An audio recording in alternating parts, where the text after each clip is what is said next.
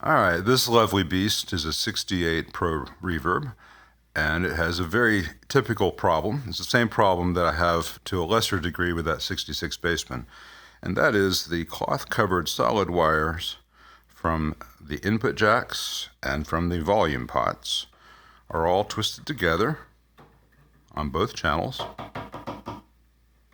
and they run beneath the board and emerge here and go to the grids. And they are very, very microphonic.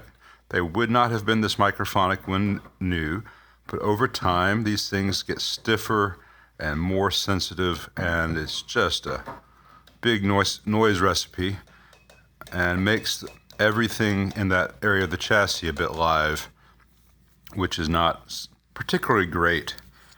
And this amp belongs to a studio owner, and he would like it quiet.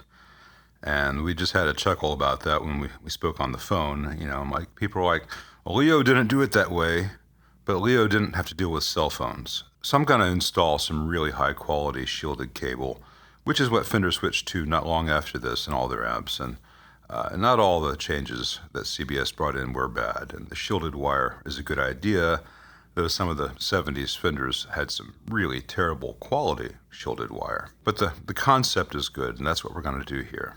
After shielding, all the amp controls are set exactly how they were before, where it was really noisy. Now I can tap on the grids. Get a little bit on the input grid there, very little.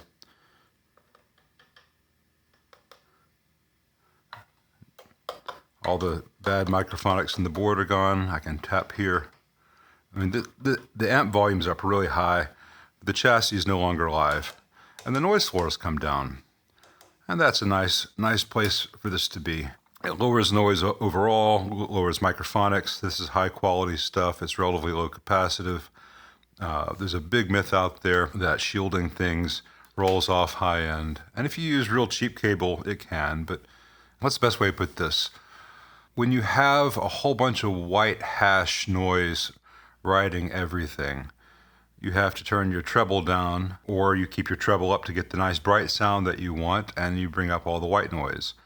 When there's less noise there and less interference, you can turn the treble up without hearing as much white hash. So if you want better clarity in your highs and you want a more pure note, shielding using the proper kinds of cable with the correct capacitances gives you an increase in clarity, because you can actually have the high frequencies without all the accompanying in the background.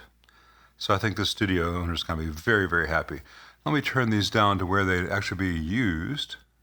So instead of having the volumes at 8, I'll have the volumes at 3, which is loud with the Pro Reverb.